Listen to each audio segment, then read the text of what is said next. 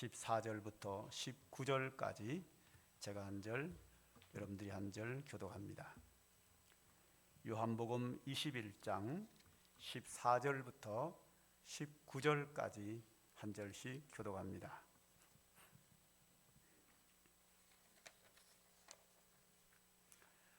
요한복음 21장 14절입니다.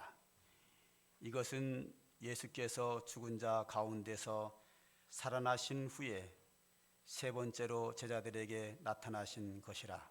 그들이 조반 먹은 후에 예수께서 시몬 베드로에게 이르시되 요한의 아들 시몬아 내가 이 사람들보다 나를 더 사랑하느냐 하시니 이르되 주님 그러하나이다. 내가 주님을 사랑하는 줄 주님께서 아시나이다. 이르시되 내 어린 양을 먹이라 하시고 또 두 번째 이르시되 요한의 아들 시몬아 내가 나를 사랑하느냐 하시니 이르되 주님 그러하나이다. 내가 주님을 사랑하는 줄 주님께서 아시나이다. 이르시되 내 양을 치라 하시고 세 번째 이르시되 요한의 아들 시몬아 내가 나를 사랑하느냐 하시니 주께서 세 번째 내가 나를 사랑하느냐 하심으로 베드로가 근심하여 이르되 주님 모든 것을 아시오매 내가 주님을 사랑하는 줄을 주님께서 아시나이다. 예수께서 이르시되 내 양을 먹이라. 내가 진실로 진실로 내게 이르노니 내가 젊어서는 스스로 띠뛰고 원하는 곳으로 다녔거니와 늙어서는 내 팔을 벌리리니 남이 내게 띠띠우고 원하지 아니하는 곳으로 데려가리라. 이 말씀을 하심은 베드로가 어떠한 죽음으로 하나님께 영광을 돌릴 것을 가리키심이로라. 이 말씀을 하시고 베드로에게 이르시되 나를 따르라 하시니 아멘. 하나님의 은혜 가운데 귀한 절기를 잘 지킬 수 있어서 너무 감사했고 많은 분들이 수고하셔서 너무 감사합니다. 자, 이번에 이 고난주간과 부활주일을 맞이하여 고난주간 특별 기도회 때는 예수님의 고난에 대한 본문은 한 번도 보지 않았고 예수님이 고난받기 이전에 여러 가지 사건들이 있었어요. 그것을 매일 하루씩 특별 기도회 때에 봤고요. 오늘은 부활주일 날인데요. 역시 오늘은 부활에 대한 이야기보다는 부활 이후의 이야기를 말씀드리려고 합니다. 이번에는 하여튼 고난에 대한 이야기, 부활에 대한 이야기는 안 하고 고난 직전에 있었던 사건과 부활 이후의 이야기를 좀 보려고 합니다. 오늘은 부활 이후의 이야기입니다. 자, 예수님께서 부활 이후에 제자들에게 나타나셨습니다. 오늘 14절 한번 보죠. 본문이죠. 이것은 예수님께서 죽은 자 가운데서 살아나신 후에 세 번째로 제자들에게 나타나신 것이며 그랬습니다. 예수님께서 부활 후에 제자들에게 세 번째 나타났다. 그러면 첫 번째는 뭐죠? 첫 번째는 이렇습니다. 예수님이 무덤에서 부활하신 후에 몇몇 제자들이 무덤에 와봅니다. 무덤에 와서 그 모습을 보고 예수님이 부활한 증거가 무덤에 분명히 있음에도 불구하고 믿지 못해요. 그리고 어떤 생각을 하는가 하면 누가 우리 예수님을 시신을 훔쳐갔다라고 생각을 합니다. 그래서 이들은 예수님의 부활을 믿지 못하고 제자들이 한 방에 모여서 문을 걸어 잠그고 벌벌 떨고 있었습니다. 왜냐하면 예수님을 십자가에 못 박도록 한 그 유대인들이 예수님의 제자들인 자기들도 붙잡아가서 죽도록 할까봐 두려워서 벌벌 떨고 있었습니다. 그때 그 자리에 예수님이 나타나셔서 한 말씀이 뭐냐 하면 앞에 나오죠. 20장 19절에 이런 말이 나와요. 이날 곧 안식 후 첫날 저녁 때에 제자들이 유대인들을 두려워하여 모인 곳에 문을 닫았더니 예수께서 오사 가운데 서서 이르시되 너희에게 평강이 있을지어다 그럽니다. 유대인들로 하여금 두려워 떨고 있는 그들에게 찾아오신 예수님은 너희에게 평강이 있을지어다 하고, 두려워 떠는 자에게 필요한 것은 평강이죠. 평강의 은혜를 베푸십니다. 그런데 그 자리에 도마라고 하는 제자는 없었습니다. 그리고 예수님은 이제 그 방을 떠나가셨고 얼마 후에 도마가 그 방으로 들어왔습니다. 예수님을 만난 제자들이 도마에게 우리가 예수님을 만났다, 우리가 부활하신 예수님을 만났다 라고 말하니까 도마가 말합니다. 그럴 리가 있느냐, 나는 믿을 수 없어. 너희들이 아무리 예수님이 부활했다고 할지라도 내 눈으로 보기 전 나는 못 믿어 하고 예수님의 부활을 끝까지 의심하고 믿지 않습니다. 그리고 얼마 후에 예수님이 두 번째로 이 제자들을 찾아오십니다. 이번에는 10명의 제자에게는 별로 관심이 없고 이 첫 번째 방문했을 때 만나지 못한 도마에게 관심이 있습니다. 예수님께서 도마에게 이렇게 말씀하십니다. 도마에게 이르시되 27절이죠. 내 손가락을 이리 내밀어 내 손을 보고 내 손을 내밀어 내 옆구리에 넣어보라. 그리하여 믿음 없는 자가 되지 말고 믿는 자가 되라. 도마가 대답하여 이르되 나의 주님이시요 나의 하나님이시니이다. 예수께서 이르시되 너는 나를 본고로 믿느냐? 보지 못하고 믿는 자들은 복되도다 하시니라. 여기서 27절, 28절, 29절 계속 강조하는 게 뭐냐면 네가 부활을 믿느냐? 부활을 의심하는 도마에게 부활의 주님을 믿게 하시는 그에게 믿음을 주시기 위하여 두 번째 나타나셨습니다. 그리고 오늘 본문의 14절입니다. 본문의 14절, 이제 부활 후 세 번째 예수님이 나타나셨습니다. 자, 이 세 번째 나타나셨는데 이 세 번째는 무엇을 목적으로 나타났는가 하는 겁니다. 그것은 사명을 주려고 나타나셨습니다. 우리 한번 17절을 보겠습니다. 주께서 세 번째 내가 나를 사랑하느냐 하심으로 베드로가 근심하여 이르되 주님 모든 것을 아시오매 내가 주님을 사랑하는 줄을 주님께서 아시나이다. 예수께서 이르시되 내 양을 먹이라 그랬습니다. 자, 세 번째 예수님께서 제자들에게 나타나셔서 이때 나타나실 때 예수님은 물고기 잡고 있었습니다. 대부분의 직업이 과거에 고기 잡는 어부들이었기 때문에 다시 옛날 집으로 돌아갔습니다. 자, 이들이 부활 후에 제자들이 예수님을 만나서 예수님이 부활하신 것을 이제는 믿습니다. 그리고 그에게 평강을 주셨습니다. 그러나 이제는 아마 이들이 예수님을 따라다닐 만한 면목이 없었던 것 같습니다. 부활의 주님을 만났고 마음의 편안도 얻었고, 그렇지만 예수님을 부인하기도 했고 예수님을 떠났던 그들이 예수님을 따른다는 것은 굉장히 어색했습니다. 그래서 과거의 직업으로 다시 돌아갔습니다. 사명을 다 이제 내려놓고 부활의 주님을 만났음에도 불구하고 사명을 내려놓고 다 과거의 직업으로 돌아갔습니다.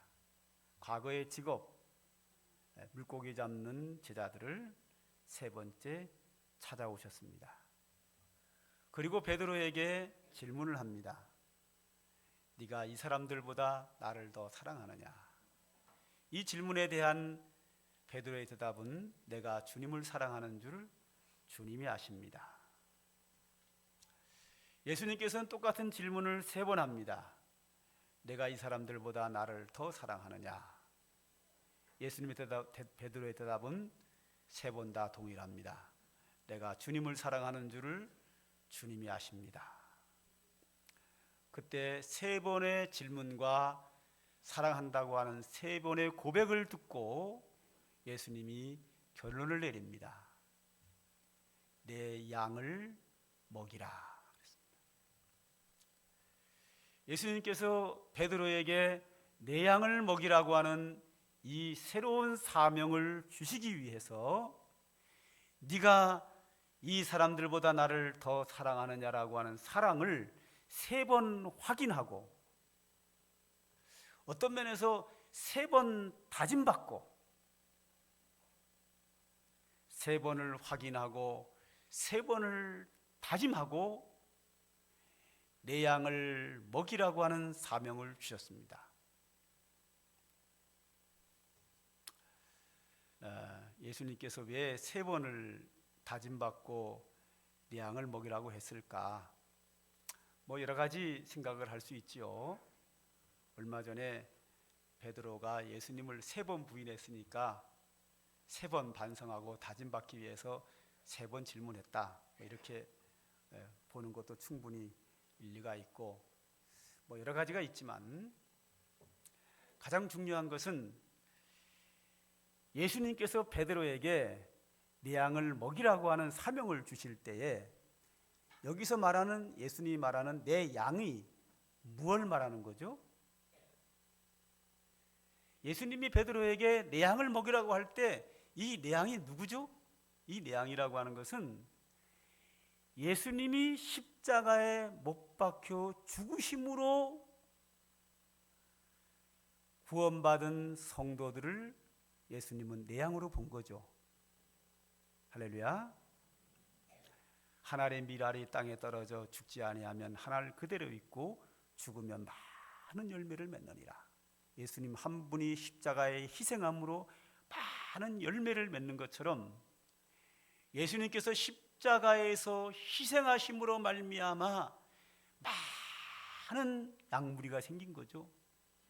예수 그리스도의 십자가의 구원의 은혜를 믿는 자마다 멸망치 않고 영생을 얻고 하나님의 자녀가 된 성도들이 예수님의 양입니다.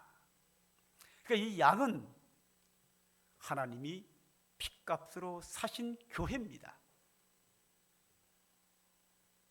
이 내 양이라고 할 때 이 양은 조금 전에 며칠 전에 예수님께서 십자가에서 피 흘려 죽으심으로 얻은 양입니다. 예수님의 생명을 내놓고 생긴 양입니다. 그러므로 예수님에게 가장 중요한 것은 내 양입니다. 바로 우리들을 말합니다. 우리 성도들을 말합니다. 예수님께서 십자가의 죽으심으로 구원받은 하나님의 자녀들, 우리가 주님의 양이거든요. 이 양이 너무 소중해서 이 양들을 위하여 주님이 십자가에서 생명을 내놨는데 이 양들을 누구에게 맡길 것이냐? 주님을 사랑하는 자에게 맡겨야지. 주님을 사랑하는 자가 주님의 양무리들을 보살피 주지 않겠어요? 그래서 베드로에게 다짐받고 네가 나를 사랑하느냐? 네가 나를 사랑하느냐? 네가 나를 사랑하느냐? 다짐을 받은 후에 내 양을 먹이라. 그랬습니다. 바로 부활 후에 3번째 제자들을 찾아오신 예수님은 그들에게 사명을 주시기 위하여 찾아오셨습니다. 사명을 주시기 위하여 내 양을 먹이라. 내가 십자가에서 죽음으로 얻은 내 양을 먹이라는 사명을 주시기 위하여 부활 후에 세 번째 제자들에게 나타나셨습니다. 첫 번째, 평강을 주시기 위하여, 평강의 은혜를 주시기 위하여.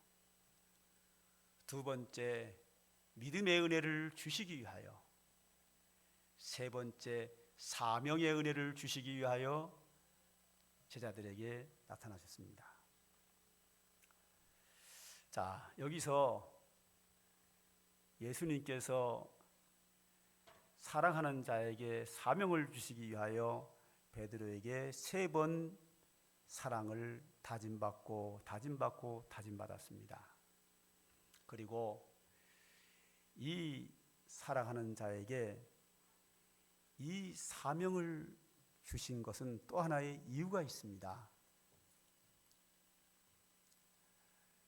부활하여서 세 번째 찾아오신 예수님께서 이 사랑하는 자에게 복을 주신 겁니다.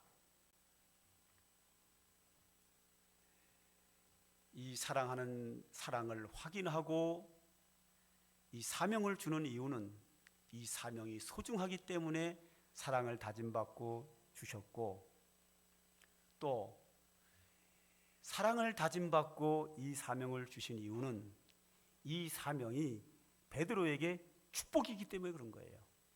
사랑하는 자에게 축복을 주시는 거예요. 한번 우리가 18절부터 몇 절을 좀 보죠. 18절, 19절을 보면 내가 젊어서는 스스로 띠띠로 원하는 곳으로 다녔거니와 늙어서는 내 팔을 벌리리니 남이 내게 띠띠우고 원하지 아니하는 곳으로 데려가리라. 여기까지가 이제 내용인데요. 이 내용이 어려워요. 자, 이 어려운 내용을 이해하려면 정신을 바짝 차려야 되는데 여기서 돌아버리면 전혀 모르죠. 근데 이걸 설명하려면 시간이 필요하니까 이 설명은 하지 않고 그 다음에 성경이 설명을 해놨어요.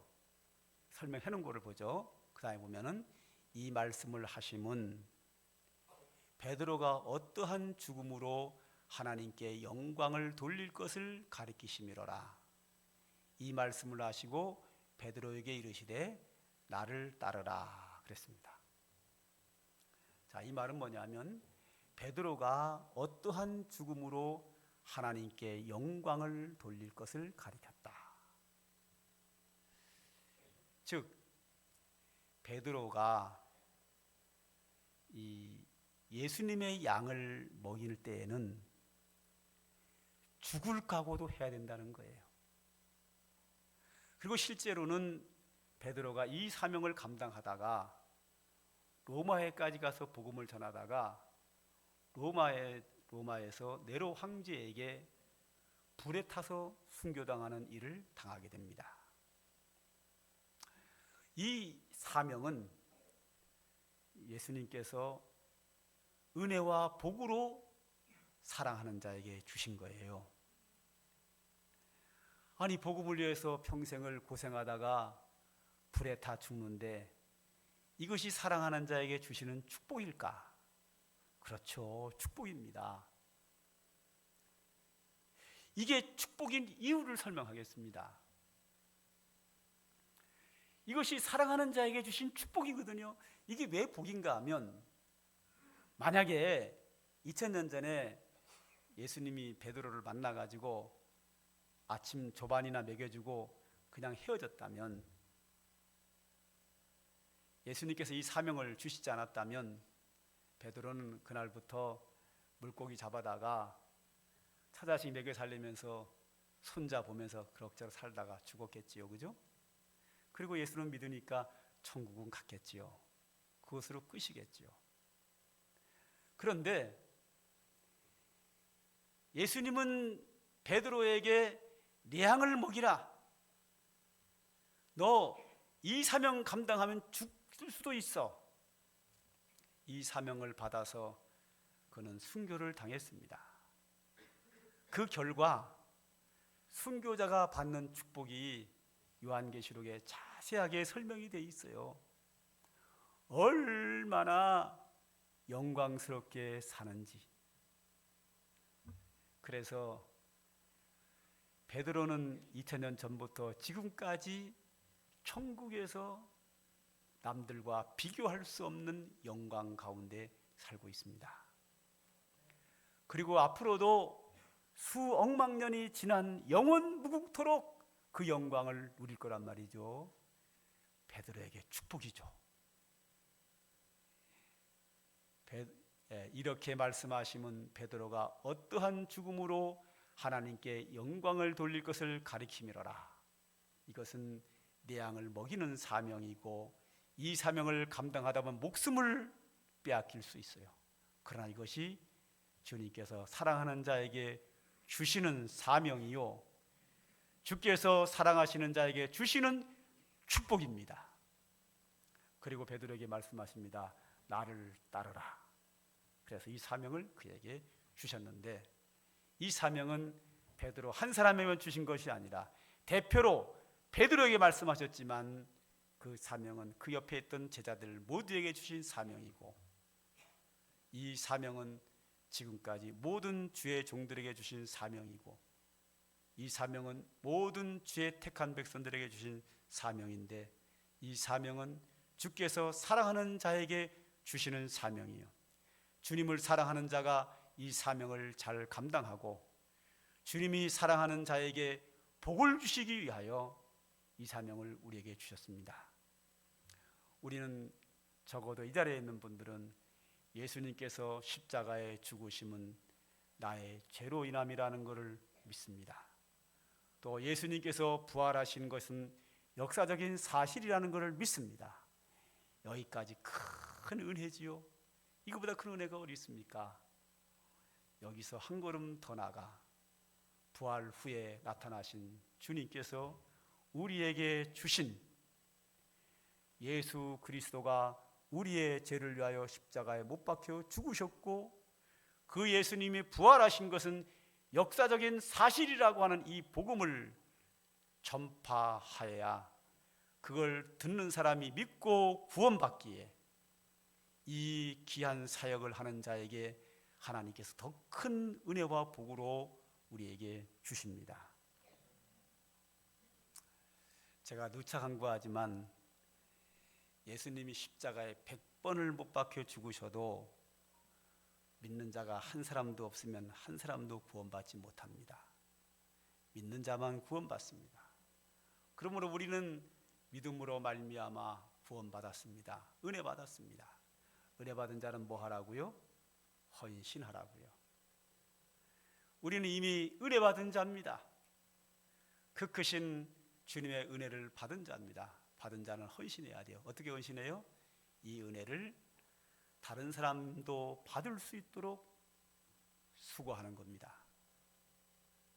내가 힘들고 그 사람들은 이 은혜 받을 수 있도록, 그걸 헌신이라고 합니다. 이 사명입니다. 오늘 부활절 날을 맞이하여 우리는 이미 그리스도의 십자가의 구속의 은혜와 주님이 부활하신 것을 믿었기에 이 자리에 나왔습니다. 이제는 부활 믿고 난 후, 부활 후의 사건이 우리에게 더 중요합니다. 이 복음을 널리 전파하는 헌신적인 삶을 살아가는 것이 예수 그리스도의 십자가의 죽으심과 부활을 통하여 은혜 받은 우리의 사명이고 우리의 삶의 모습입니다. 그런 자에게 더 큰 은혜가 영원 무궁토록 우리에게 충만할 줄 믿습니다. 기도하겠습니다. 하나님 아버지, 오늘도 우리들에게 귀한 말씀 주신 것 감사합니다. 우리가 무엇이 간데 우리에게 이 크신 은혜를 베푸셨습니까? 오늘도 은혜 가운데 살아가는 저희들 감사함으로 하나님께서 우리에게 주신 사명을 감당하며 살아가는 우리의 믿음 생활 되도록 은총을 베풀어 주옵소서. 주의 사명을 감당하는 자에게, 주께서 사랑하는 자에게 더 큰 은혜와 축복을 주신다는 사실을 가슴에 품고 주님이 기뻐하는 삶, 주님이 주신 사명을 감당하는 우리의 사역이 될 수 있도록 은총을 베풀어 주시옵소서. 예수님의 이름으로 기도합니다. 아멘. 찬송가 165장입니다.